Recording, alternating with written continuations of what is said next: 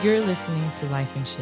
I'm Daneyel Walker. And I'm Tommy Walker. Join us as we talk about our journey overcoming fears, boundaries, marriage, family, lifestyle, business, and whatever other shit you can think of. We're individuals that came together to create one unit with one mind and one goal.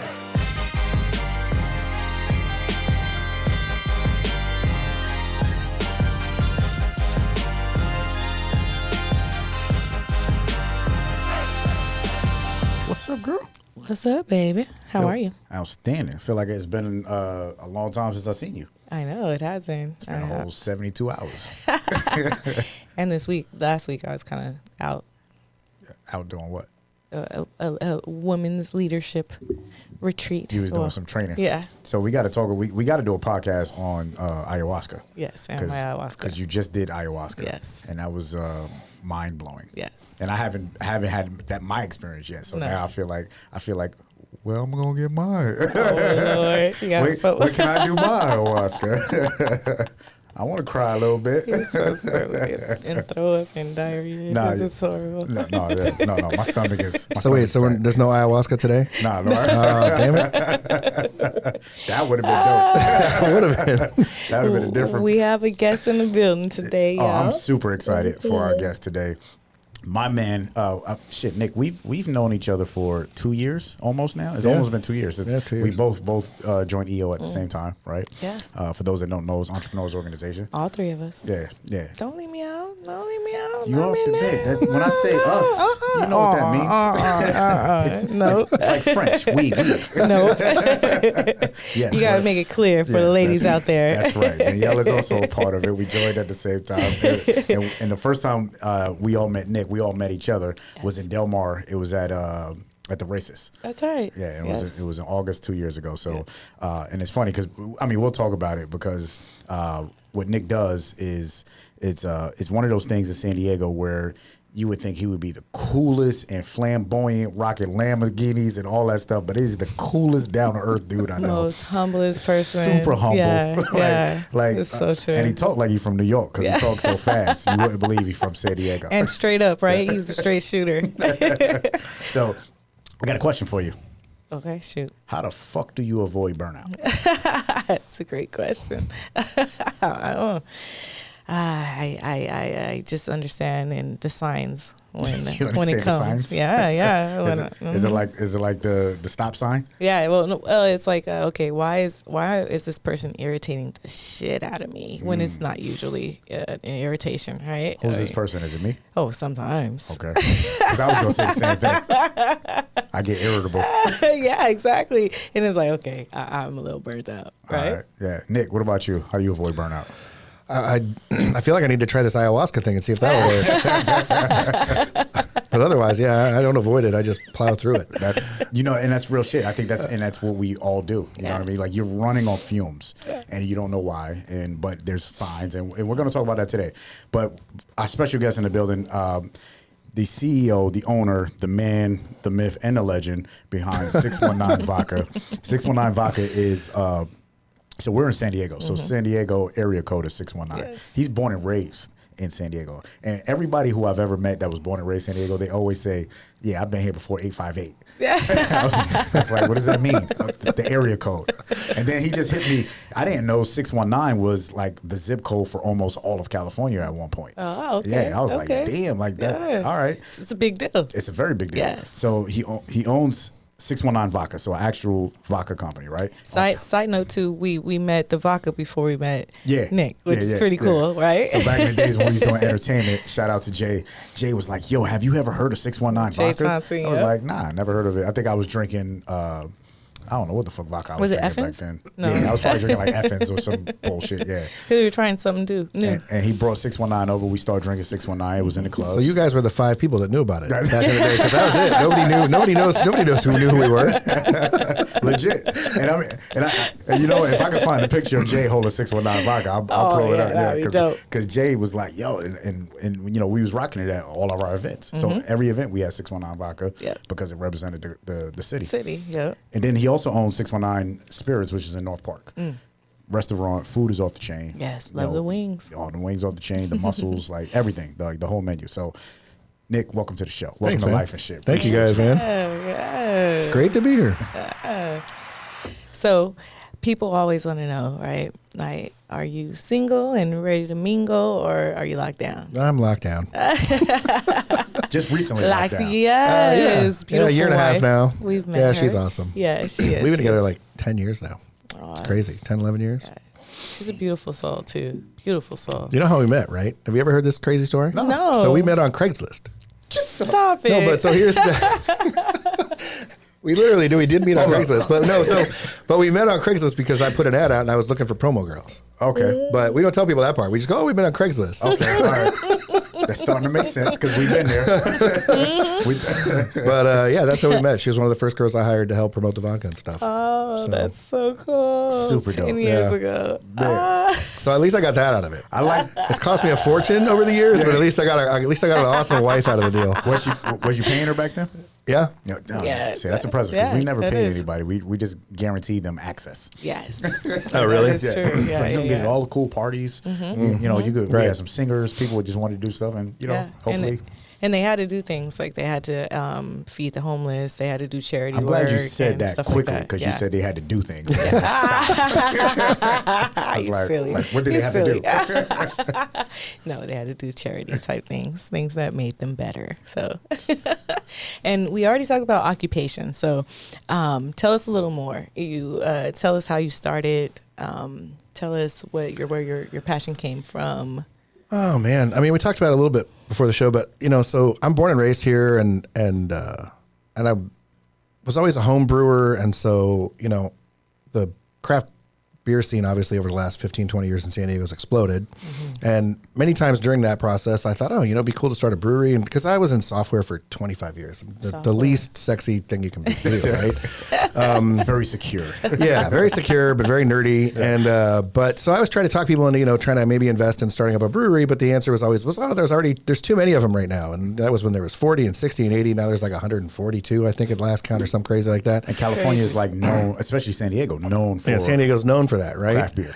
But I could never get that off the ground. And then the older I got, the more I kind of started drinking, you know, less beer, more spirits. And so I thought, oh, okay, I wonder what this would be like. And so I didn't really even know if there was such a thing as a craft distillery. I thought, you know, it's when it comes down to it, it's not that much more complicated than running a brewery, but it sounds like it, right? Oh, you got to distill stuff and put it in barrels and this and that. 1000%. And so I started doing research, flew around, visited a couple distilleries, and thought, oh, you know, I can do this, and it'd be cool for San Diego to have a local distillery.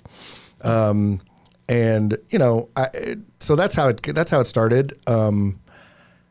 I thought it would be a rock star lifestyle like everyone thinks it is, and it's not. It's just a hard ass business. You know, my friends are always think they think I'm always at clubs and parties and this and that. In the beginning, I was a little bit, I guess, but there's no time for that anymore. You know, now it's all the hard work. now it's all the hard work. Yeah, but so that's how I got into it, and you know, it's turned out to be harder than I ever thought it would be. And I tell people with seriousness too that if I had known what it would take and how hard it is, and what you know, just because it's a different animal than beer, there's so much more money behind the big liquor brands than there is the beer brands. I probably never would have started it, but I'm glad I did. I'm glad I didn't know how tough it would be, because now I'm happy and I like it and it's a good space, and 1000%. you know, we're finally getting somewhere after all these years, and so I see light at the end of the tunnel now finally. So I'm glad I did it, but man, yeah, you guys know Les, my buddy. He's like, you know how you make 10 million in the vodka business? Start with 20, and that's what it feels like, you know. So, but you know, I'm happy I did it. You had to do a lot of sewing, and now you're reaping. You're reaping those benefits. 11 and years, it's like 11 years later. Yeah, I mean, like they say, it's an overnight 10-year success, right? Like, Yeah. You're overnight success because you've been in it for 10 years. Yeah. And that's the truth. That really is the truth. I Yeah. mean, it's like, we never heard of them. Like, we've been working your ass off for 10 years, you Yep. know? And what do you like to do for fun? I don't get to have fun much anymore, but for me, I'm a big live music guy. That's my big thing. Back in the day when I had more time, I'd go to music festivals and, you know, South by Southwest, things like that. So I'm trying to get back to that. COVID shut all that down for a while too, so that didn't help. But well, festivals were just starting to get kind of like big again. Yeah. Everyone was going to festivals. I Yeah. was like, oh, I want to go to a now festival. people that and never see. went to festivals are doing festivals. Yeah. I'm like, we might go to Coachella. I was like, I might suck it up. You Yeah, be in like, there I want to this. figure this out. But we might do it. I'm at that point now where I'm like, all right, I'm going to do it, but I'm going to do it in an RV. Yeah. I'm not going to camp on the ground anymore. I need yeah. a shower and a toilet and Yeah. A comfortable bed. Seriously, yeah. right, Yeah, air it's the way- conditioning, and yeah. when I need to take a break, I need some AC. Yeah. The way these bones work is Yeah. like afterwards it's gonna be like a whole week of recovery. Like I don't need that. Yeah, that's real talk. So real quick before you go to the next Okay, question, when did you open a restaurant after starting the distillery? So we launched the brand in 2012, and then the restaurant we started on the restaurant in 2016, but we opened it in 2018. Okay. Because the fight with the city. Yeah. Oh yeah. So, so we literally opened in July 3rd of 2018. So this July will be our 5-year anniversary of the restaurant. Super dope. So and in North Park, which is a very hard market. You know what I mean? Like, I mean, if you know San Diego, North Park is just one of those areas where it's hip, it's a vibe, and there's a lot of different restaurants, and you got to be different. Yes. And if you're not on that main strip, you got to be even more different. To call people off it. Exactly. Yeah, that's So true. 5 years in a business, that's impressive. It is. It's one of those things. Yeah. I'm pretty proud of it. It's just hard because I don't like bragging or talking, but I'm like, you know what? At 5 years at this, it's an accomplishment. Man. There's a lot of people who haven't made it that long around us, So That's 1,000%. Yeah. I'm doing a conference next month, and 5 years, literally, 70% of business owners close. Right. Yeah, 5 years. So I mean, you got to pat yourself. You got to take the time and pat yourself on the back. Well, because like I said, it took almost 2.5 years to open, and then they say, and I'd never run a restaurant before. That's the other thing. So I was learning from the ground up on that. And, they say, 18 to 24 months, get your legs under you. Well, month 19 is when they closed us down for COVID. So we were just starting to break even, just starting to figure out what the hell we were doing. And then they're like, oh, you know what? You got to just fire everybody. Send them home, close the doors. And so that, that was a giant ass pivot. And then, so 2 years of that and then reopening. And I mean, things are good, but it was definitely man, when we get to this 5 years, it's going to be like, man, it's a big accomplishment. I had to bounce back and have done those 5 years during COVID is huge. Yeah. That's huge. So you've done almost everything. I don't know. I want to ask what your dreams are, but like, are you kind of living your dream, or do you have some higher aspirations? No, I mean, I guess I kind of am at this point. I mean, for me though, I think the biggest thing is to start enjoying the benefits of all this work, and trying to figure out how to really get, I think I mentioned to you guys, I finally have a new GM who's really kicking butt. And so I'm finally starting to see things come together in a way where I don't have to do everything all the time. And that, talk about burnout, right? That's the big thing is for me is for the last 5 years, I've been doing everything all the time. And so, my dream is to finally, hopefully, like I said, I think I mentioned to you guys, we're maybe investing in another distillery locally and kind of trying to get to the point where I'm really seeing, because the restaurant, as great as it's been, really put a dent in building the brand because we were focused on the restaurant, so we didn't really get the brand out to bars and restaurants as much. I'm finally getting to work on that again. So that's what I want to see. I want to see the brand actually grow and get to the point where, where I can see that getting legs and getting traction and again, not requiring me to do it every day. Do everything. Bottle stuff and put labels on. I mean, I'm still bottling bottles, putting labels on, all this stuff. So And people don't understand that. Like that's what it takes. And one of the key things that you said was you opened a restaurant, had no idea. Like you never worked Not in a restaurant. You just did it. Yeah. and unfortunately, we're talking about burnout today, and unfortunately, it is inevitable if you don't see the signs. So like what Danielle said is the signs are there. So when you think about everything that you've gone through, and when you talk about burnout, what was the signs for you? Like, what are some of the signs that you? Yeah, that's what I was going to say as well. Yeah, how do you know? Like, oh shit, I'm burning out. Like, for me, it's when, it's sort of the typical stuff, right? You don't want to get up. You're not looking. You don't wake up going, oh, today I can't wait to get through the day today. But it's even more than that. It's for me. It's when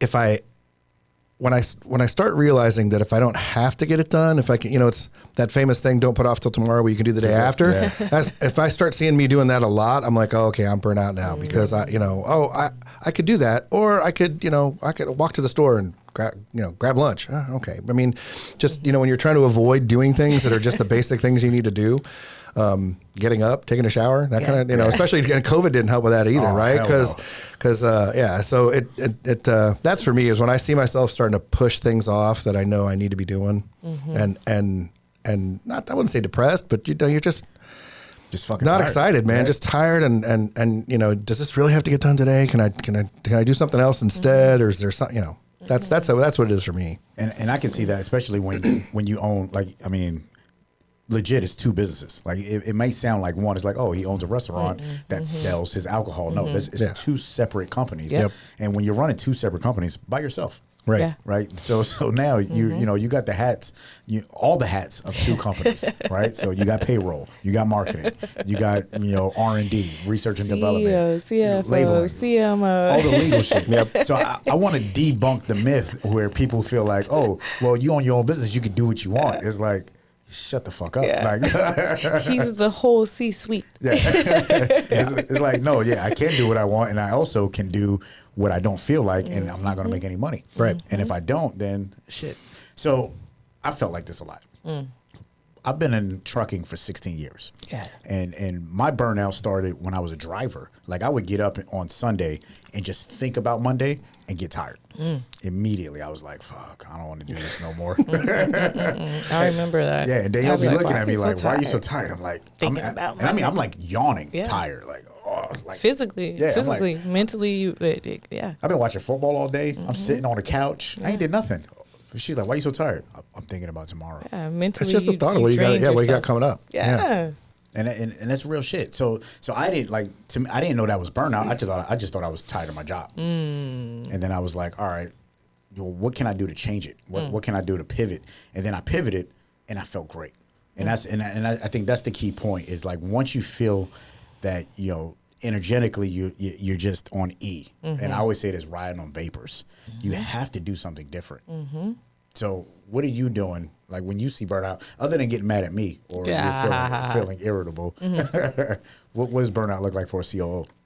So when I are you saying when I sense it or when I feel it? Yeah, I'm short with everybody. I mean, it's my patience is not where it should be, right? But I have to get away. I have to back up because I don't want to be in people's faces, or I don't want to say the wrong thing, or upset, or have attitude, right? And as a Black woman, it's like we're known to have attitude, right? Yeah. And I never want to come off as that person, right? So I take a lot of time in how I present myself, right?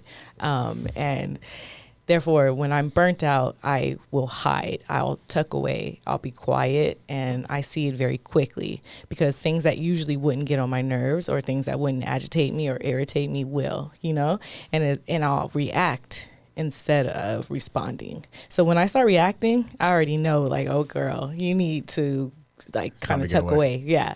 And the way that I handle or take care of my burnout is baths. I love baths. Like I'm a water sign. I'm a water child. Like sometimes I'll take a bath and I'll even just like tuck my head all the way into the water and just like become one with the water. And that's how I replenish, right? Another way is grounding myself, right? So sometimes I feel flighty. There's decisions that need to be made, and I don't know which way I'm indecisive, or employees that need to be moved some certain way, right? I'll be barefoot and ground myself. Go walk on the grass and the like the dew in the morning.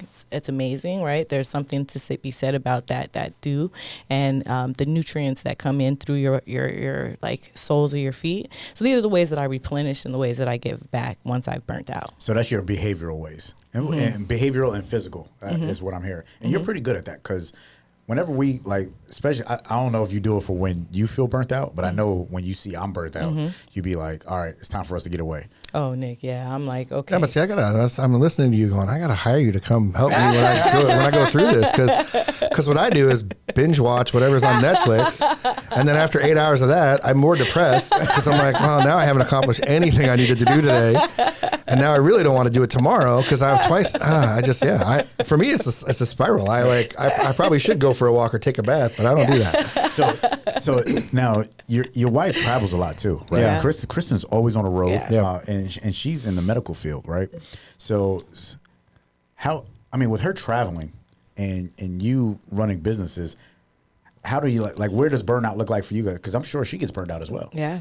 Yeah, she does, I guess. I mean, the thing is, she's her work thankfully is varied enough that and this is not a criticism of her, but she doesn't take her work home. When she's done with the event or convention, she comes home and it's all done, right? Done. And then what's next week? What's the next thing?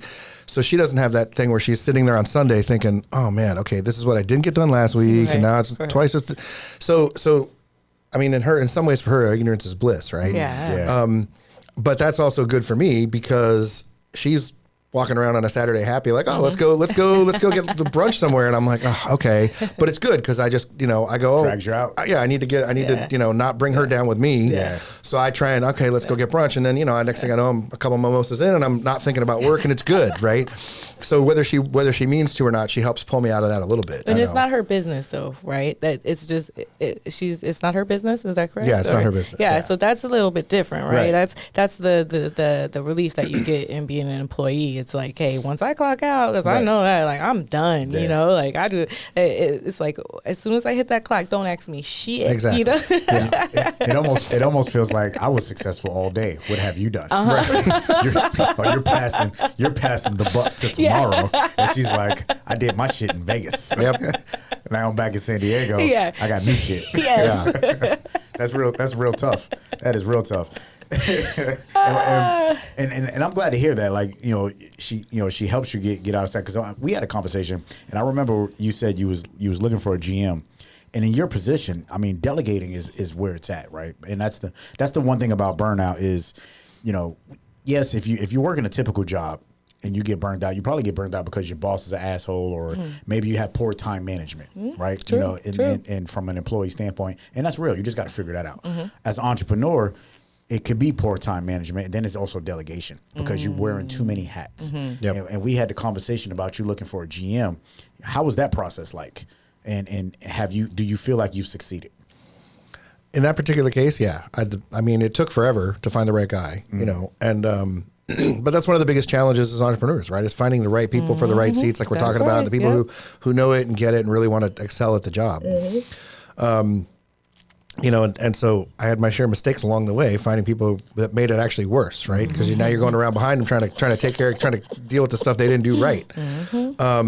But once you find that person, yeah, it's been great. I mean, it took me a while to find him, and so now I'm in that mode of, oh, okay, well, now what else can I delegate? Let me find these other people. Like I need to hire somebody just in the distillery side. Kristen helps out a lot. She's basically our chief bottler. When she's not on the road, she's in the distillery helping out and bottling and stuff. But that, that can't be her job. And Right. and so that's my, I need to find someone to do that. But that's the hardest part, right? Is finding ways to delegate, especially because as owners, nobody can do shit the way we do it. Nah. Right? Nah, you're judging. You just have to kind of go, okay, if they can figure out 80% of the fucking way, okay, that's good enough. But it's hard I'm a perfectionist and it's hard. But then, I'll give you a big example yesterday. And for the last 2 weeks, I've been shoving to-dos. Like, oh, I'm going to do this on Monday. Oh, no, okay, by Wednesday, right? And and some of the to-dos are shit I promised my GM I would do. So he's looking at me like, where is it? You pulling your weight, bro? Okay, yeah, exactly. Like, I'm working over here. What are you doing? And so yesterday, I was all convinced. I was like, okay, I'm going to come in. I'm going to start plowing through. I'm going to get stuff done. And I walk in yesterday, and the printer's not working. And we print our menus on the fly. 5 hours later, printer's still not working, and I haven't gotten anything done, to the point where I ended up buying a new printer because I was the only way. I'm like, it's $500. I know it's going to solve the problem, and I don't have time. I spent 5 hours on this. What's my time worth? Way more I just spent $3,000 on my time. I could have just bought a printer for $500. You spent 5 hours trying to fix the printer? Yes. Oh yeah, 1,000%. Yeah. And so I finally just went out buying a new printer, and but that was the solution because I'm like I can't. And if I call a tech, it's going to be 3 days before they can come. I'm just buying a new printer. Yeah. And it's crazy because he's like, it's $500. I'm like, yeah, but it's $500. And now before I came here, set it up, it's running. Done. I get back to my shit. But all that does is feed the burnout, right? I'm like, oh, okay. And then I'm sitting there at the end of the day going, I don't have time for that. And now I'm further behind and even less excited to get up the next morning to do the shit, Yeah, right. And so it's at some point, you have to figure out how to delegate. And I'm not good at that. I'll admit that straight up. Yeah. I'm not good at it. Key thing in what he just said, he feeds the burnout. Not even knowing. Not yet. Is that subconsciously so? Before you continue, you were saying how I'm so good at helping you, but I want to make sure we address that before we pass it on with your burnout. Can you explain to the people? I just don't want them to miss out on how how good I am at making sure you're okay. Daneyel is so exquisitive. I don't even know if I use that word correctly. It's that time of the show where you just start making words up. Lord. Like another Quelo should call me in the morning. Oh God, he uses that term always wrong. Always. I'm like, that's not how it goes. Doesn't matter. It sounds right. So Daneyel is great at making sure I don't burn out because. So back to my signs, right? My signs is I get irritable. When in my irritability, then I don't want to deal with nobody. Like I don't want nobody around me. I just want to go hard and get the job done. And then I kind of go into a little cocoon. Like I'll be in the office until 1-2 o'clock in the morning. I won't come home. I won't eat. A lot of things happen. And then all of a sudden I look like shit. And then Daneyel will say, all right, I just booked a trip, or I just did this, or I just bought your tickets to go to the East Coast, go visit your family like you just did. Like I was putting off, like I just visited my parents and my brothers and sisters this past weekend. For Mom Duke's birthday. Yeah, my mother's birthday. Shout out to my mother. Pisces season. Happy birthday. And it probably won't air till the Aries season. Yeah. That's funny. But I had a great time with my family. Daneyel booked the ticket. I've been putting this shit off for so long because all I was thinking about was because we just went through layoffs. We went through a lot of things in our business, and I mean, Nick, I was like, fuck, like I have to be here for my team. I have to be here for this. I have to. And Daneyel looked at me and was like, oh, I just bought your ticket. I just did. I was like, oh shit. All right, thank you very much. And I went and had a great time. Yeah, but see, so here's my question is, because you're right, you need to take that time. But then I spend most of that time feeling guilty for not being at work. I'm like, oh, I should be at work. That's a fact. And the reality is, if I was at work as much as I felt like I should be, I would die, right? You can't work as you need that time. But for me, the hardest part's it's not knowing that I need the time. It's taking the time and then not feeling guilty about it. And even though probably really, right, the reality is when you take that time, you're more productive when you're back at work. Yep. But Truth. It's when you're doing everything and you're responsible for everything, it's hard not to feel like time equals effort, right? Even though it doesn't. You're thinking, oh, the more time I spend, that means and even for me, it's like, oh, and I need my people to see me there all the time. And really, they're like, get the fuck out of here. Yeah. What are you doing? You're tired, you're grumpy. Right, exactly.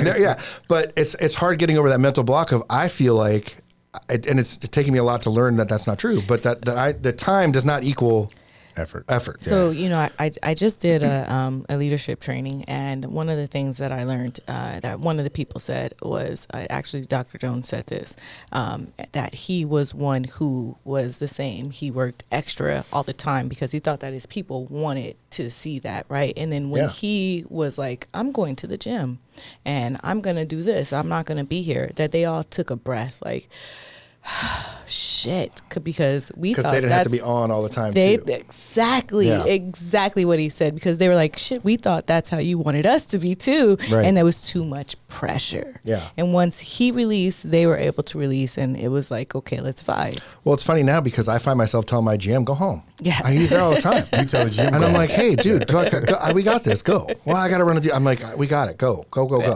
And it's because I know that he's more effective when he's not there 70, 80, 90 hours a week. But that doesn't apply to me. I need to be there all the time, right? Come on. We need to be there all the time.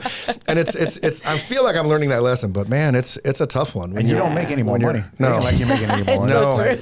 Like you look at the end of the month, you're like, well, I remember reading something one time, and I it's one of those, I have it snoozed in my email, so it pops up every 3 or 4 months. And it was something about working harder to make more money is not the goal. The goal is to work 5 hours a week and make the same amount of money. That's the goal. I mean, and obviously that's a little ridiculous, but yeah, it's not to spend as much effort as possible. It's to be as productive as possible, right? And so that's not ridiculous. It can happen. Yeah. It can happen. So it's funny that you say that, because I remember having a conversation with Daneyel. We was in a gym, and I was like, I told her, I said, babe, I can't even work out right now because I feel guilty being in the gym. Yeah. I'm like, I can't even be productive working out. And then I was like, I gotta go. I said, I have to go. And I went, popped open my laptop, and I started going to work. And what did you say to me when I told you that?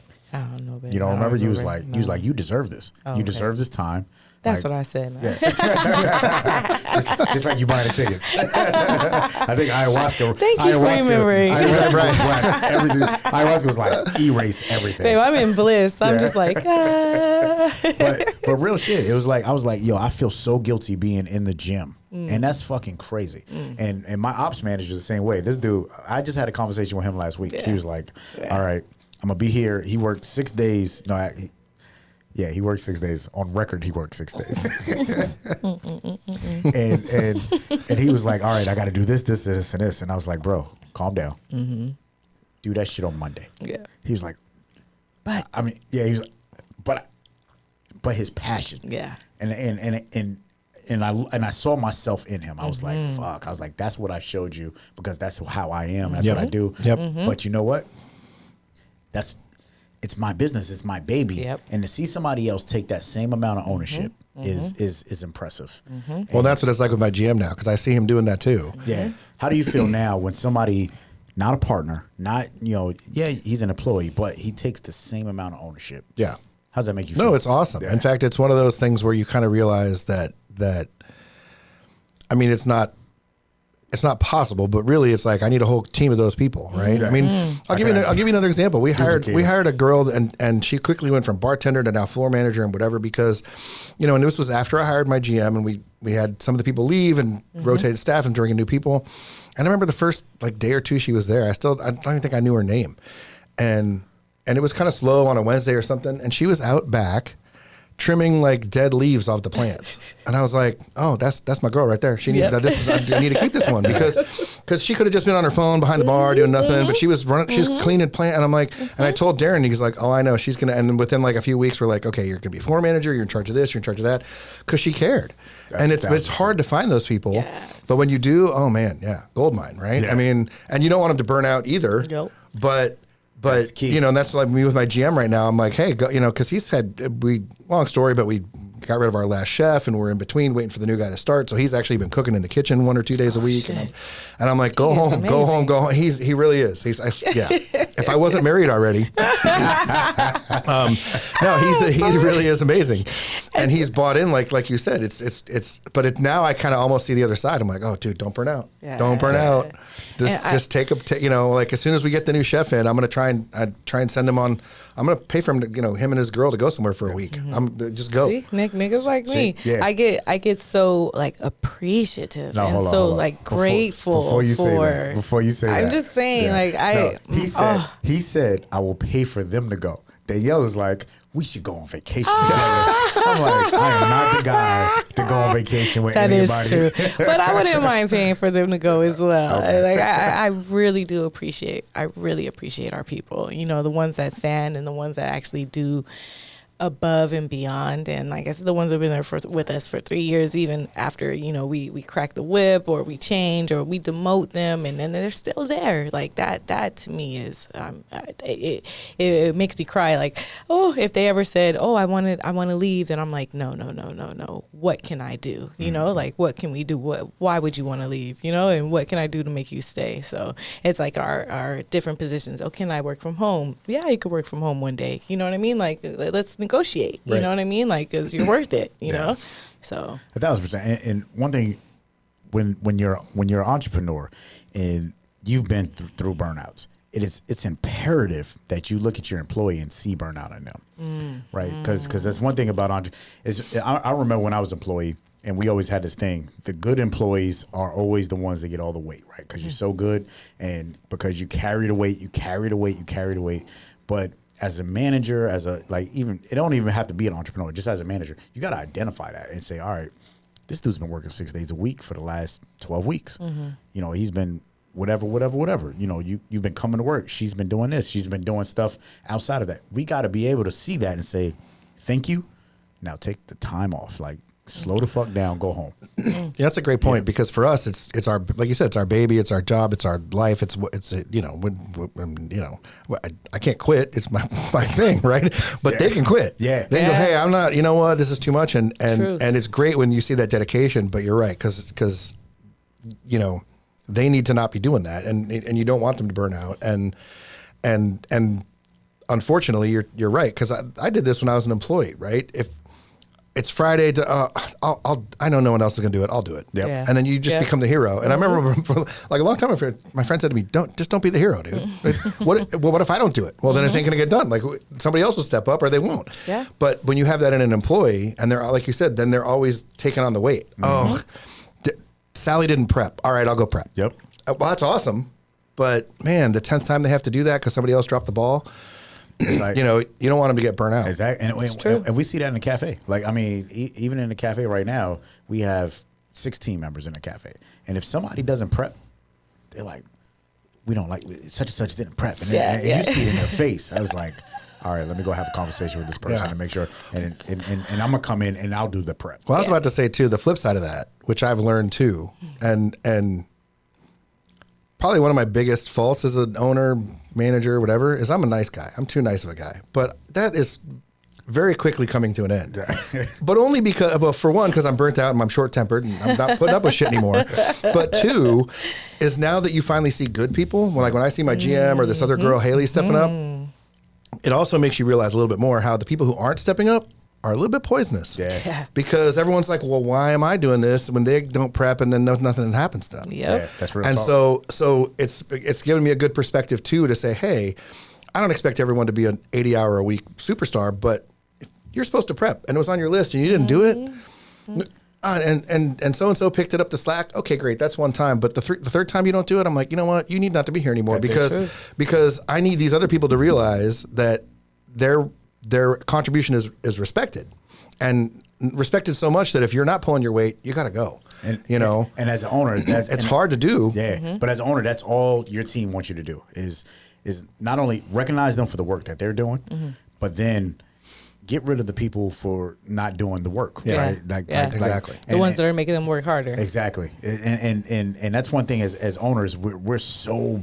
in the shit, and they always say, like, you have to work on your business, not in your business. Yeah. 100%. Yeah, not me. I'm outside. I see. But then the other thing too is I'm like, well, if I let that person go, then we're gonna have to pick up that slack, and we can't afford that right now. It's like, you know what? You can't afford not to. Yeah. Because the poison is worse than leaving them in there. That's right. And that's been a tough lesson for me to learn. Yeah. And we talked about the things that we know that can stress us out, but now, if we can identify those stressors, if we can identify the burnouts, right? Like, can you guys identify them and stop them before they actually burn us out? Like, can we avoid the burnout now? So we talked about the things that actually like burn us out, right? And the things that happen when we get burnt out. But now that we know that, right? Like, what can we just not burn out? That's a great point. So kind of what we talked about earlier today, before the show started, Nick was talking about being one thing is, as entrepreneurs, we have a mastermind around us. Like we have these groups that we're a part of. Like even the three of us are part of a mastermind. And we have a support group. Yeah, so we have the opportunity to tell other entrepreneurs this is how we're feeling, and they could tell us straight up, suck it up, God damn it, or you need to do this or you do that. So one of the things is you got to be around a support group. So even if it's other entrepreneurs, if it's family, whatever the case is, you know, and no matter if you're an entrepreneur or if you're an employee, you got to have that support group around you to be able to release that. It's like when that when you think about a pressure cooker, right, and it releases that air, that steam. You know, you got to release that shit, or it's not going to be good. Right? Yes. So, and your support system has to be people who are like-minded, or even. Dare I say, like a little bit better or on a different level than you, right? It'd be nice if they're better. So that they can actually like coach you, right? You don't want someone who's like not been there or whatever. So if yeah, I'm gonna call a little bit of bullshit on that though. You need that support group for sure, but they're not gonna label the bottles. Right, like at the end of the day, they're like, "Hey, Nick, you sound burnt out. You should take a day off." I'm like, "Really? Who's gonna do it?" Because you know, unfortunately, shit rolls downhill, right? So it's like, okay. That's why when you said before, how do you deal with it? I'm like, I just plow through it because, you know, I'll get bummed for a couple of days and I'll you know binge watch whatever show I'm watching, Squid Games or Hunger Game, whatever the hell it is. And then I'm like, all right. And then it gets to the point where I'm like, all right, shit, I guess I'm pulling a couple of doubles to get all this stuff done because nobody else is going to do it. But so I feel like unless you plan ahead and really have that, you know. The bigger your organization, the better, right? Because you can lean on some of these other people to help. But, you know, at the end of the day, you can't quit. You are the hero. You are the one who's going to do, you know, I mean, I need people stepping up a little bit because if they don't, I got to do it. No, so, and I understand that. But so the relief is being able to share in a safe space. Oh, sure. Right? In a safe environment. And it's kind of to get it off your chest, you know? For sure. And this is around like-minded people that you can actually like be yourself in front of. You know what I mean? It's not your employees or people who are going to like judge you or say something different. So that's where you kind of get the relief from because it's like, hey, I get to kind of, they're not therapists, but you get to kind of. No, but it's true because there's nobody else you can bitch to who will understand what you're talking about. Yeah, you know? Because like, they're like, what? You own a vodka company? You're living a dream, man. You make liquor for a living. How can it be bad? I'm like, oh man, let me tell you the ways. Exactly. So you could talk about it and then you go bottle fucking 1,000 bottles. Right. It's like, all right, I got at least I got that off my chest. Right.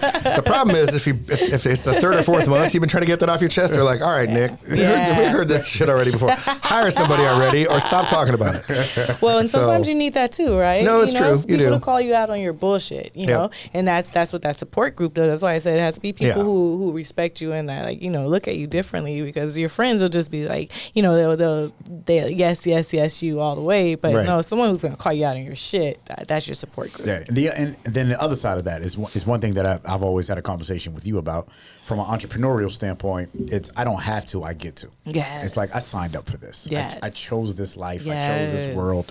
And, you know, if the people haven't came around, it is what it is.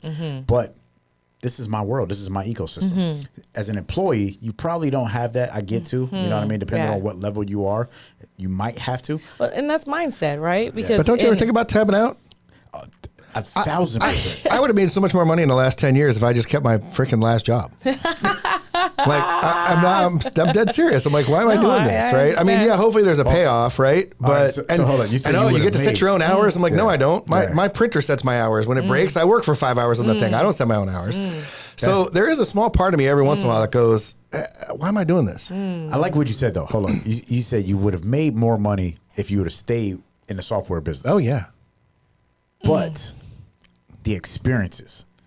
Oh, and I hated that world, which is why I got out of it. Exactly. I got tired of it. I didn't want to do it anymore. I would talk about burnt out. I was burnt out on that shit for sure. And I tell people all the time, the hardest thing that I've ever done was become an entrepreneur. Yeah. That is the hardest. Like I've been to boot camp. I was 17 years old when I went to boot camp.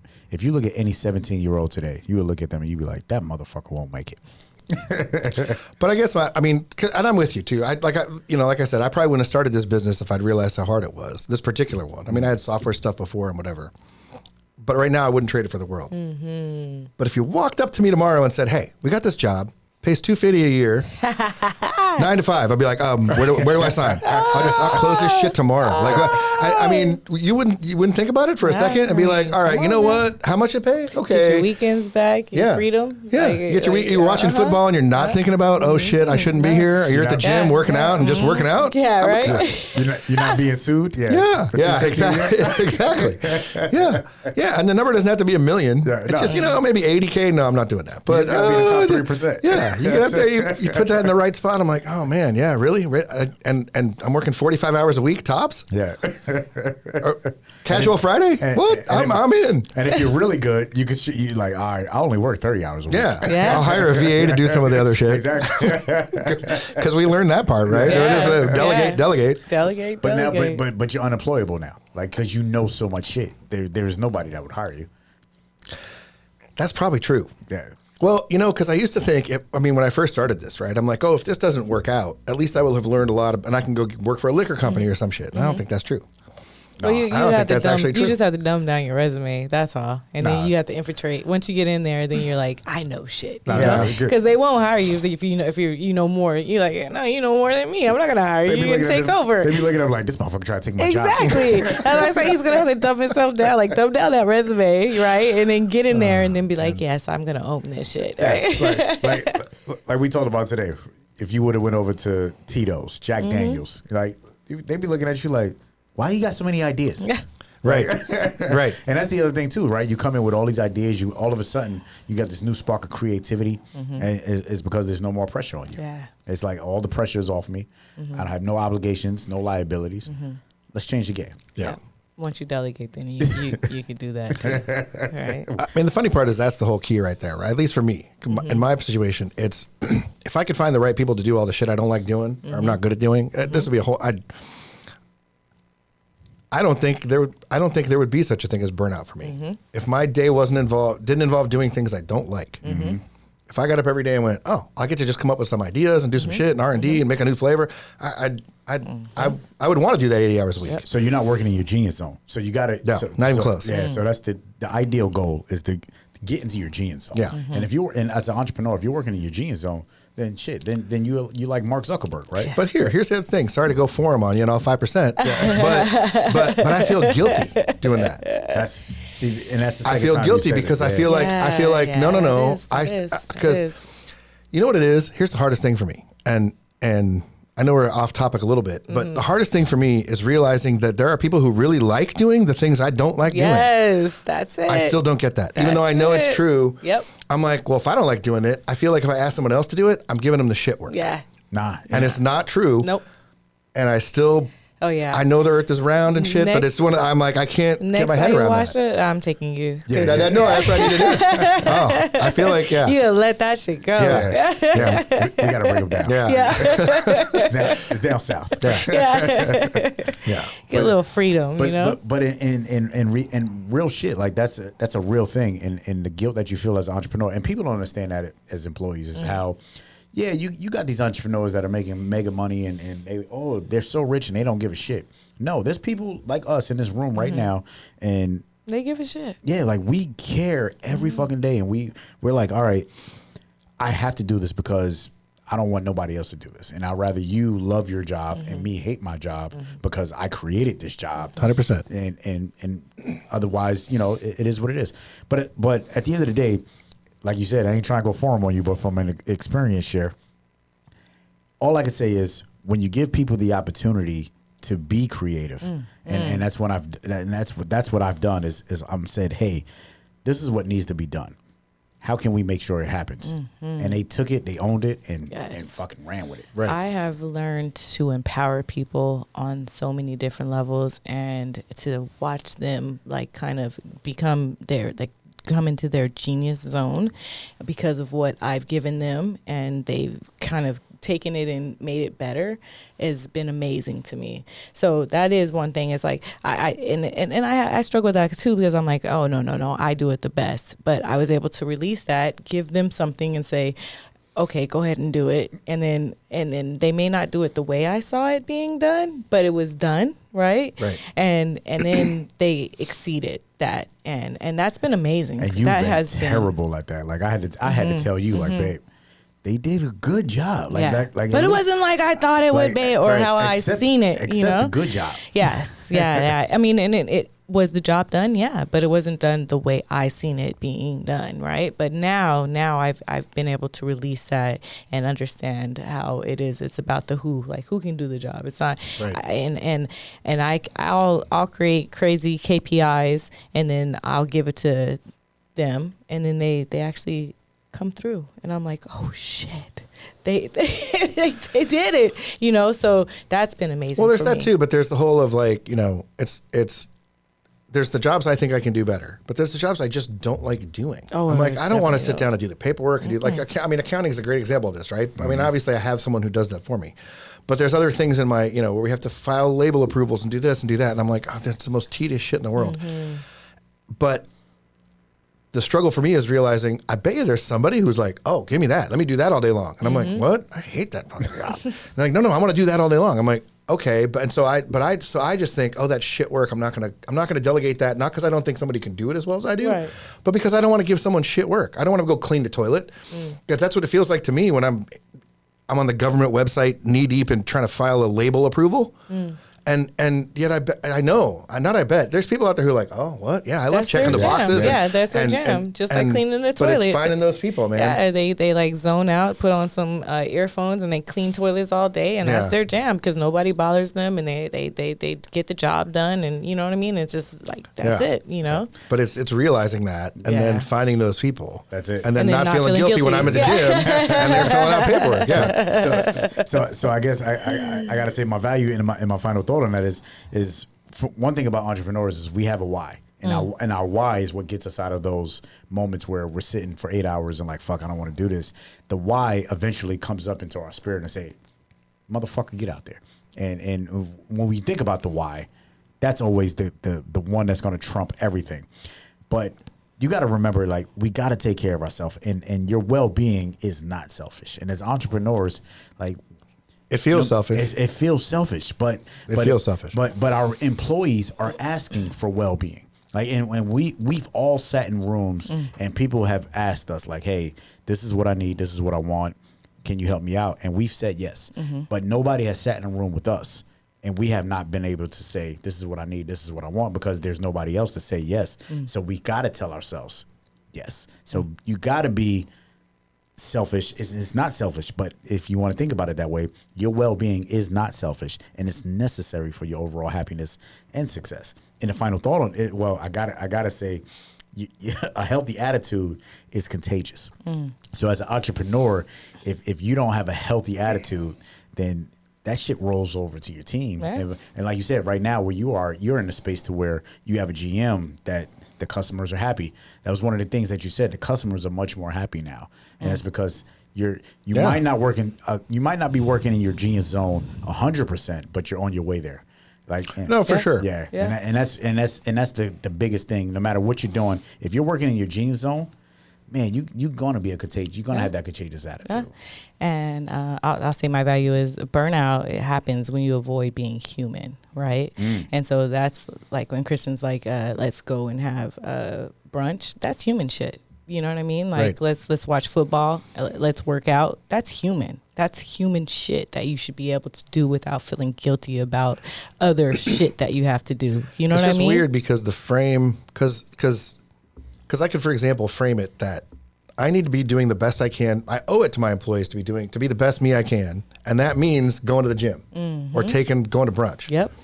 And it still don't feel right. Yep. And that's the key, is flipping that over and going, hey, by not going to brunch, by not taking that vacation, by not taking the day off, I'm actually doing a disservice to my people. Yeah, you're not being human.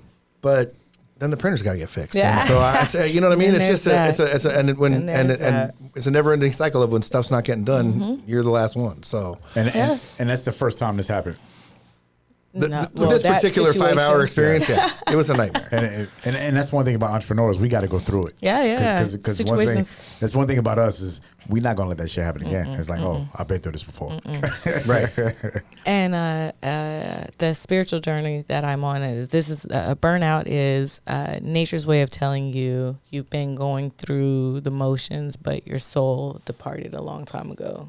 right? So it's the same thing. You're not human. You're like your soul's gone. You're just kind of like a robot at this point, right? Just kind of going through the motions, doing the same shit, waking up and doing the same thing over and over again. And this is why when you wake up, you feel like, fuck, I don't want to do this again. Like, I would rather do something else. Like, I'd rather watch a series of Snowfall or whatever it is that you're going to watch. You know what I mean? And then at the end of it all, you're still in the same space, in the same place, right? Because your soul has departed. Your spirit is no longer there. Your heart is not into it any longer, right? So that's truth right there. Yeah, it is. I mean, yeah. So it's like, just make I sure might you start don't burn crying. out. Nick, Yeah. Nick, I love you, brother. I appreciate you hanging out with us on Lyfe and Shit. Yes, thank you.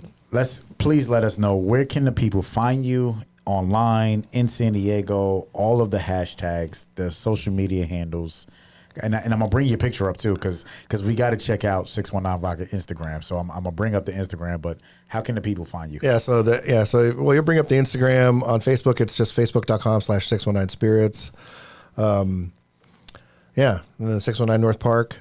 And then 619spirits.com for the main website. And I'm telling you right now, if you've never been to 619, it's a vibe. They do a comedy show. Is the comedy show every week or every other Sunday? Every other Sunday is the comedy show. Yeah, and, brunch. I mean, the brunch is off the chain. The food is off the chain. The wings are amazing. Yeah. I mean, and this is something new for us right now. So for those that listen to us all the time, now we got our technology is getting better. so we're able to tap right into our guests. And this is 619. This is the real 619 vodka. Yes. And soon to be 619 whiskey. That's not their name, right? But no, it's gonna be called Water Tower Whiskey. But Water Tower. Keep an eye out for Water Tower whiskey. But I mean, if you live in San Diego, there's no reason why you shouldn't be drinking 619 vodka. Yeah. And there's if you're from San Diego, you definitely should be not only drinking it but representing. And no matter where you are, if you're from San Diego and you're in Alabama, you should have a bottle of 619 vodka. Yeah. Well, and speaking of which, one of the things we're working on right now is hopefully in another, let's say by summer, we'll be hopefully shipping to like 35 states. Ooh. So just 619spirits.com. Nice. Keep checking the website, and we're going to be building the store and getting that going. So all right. That's Look out for dope. that. 619spirits.com. Yeah. Nick, thank you. Welcome to Thanks Lyfe for having and me, Shit. guys. Yeah, Don't be a stranger. No, not at all. This was great. It's Lyfe and Shit. I love you, baby. Love you, baby.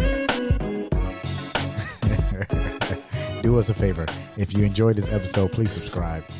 Leave a review. Let us know what your thoughts are. That's the only way that this show is going to be successful. And we appreciate you. Talk with you next time.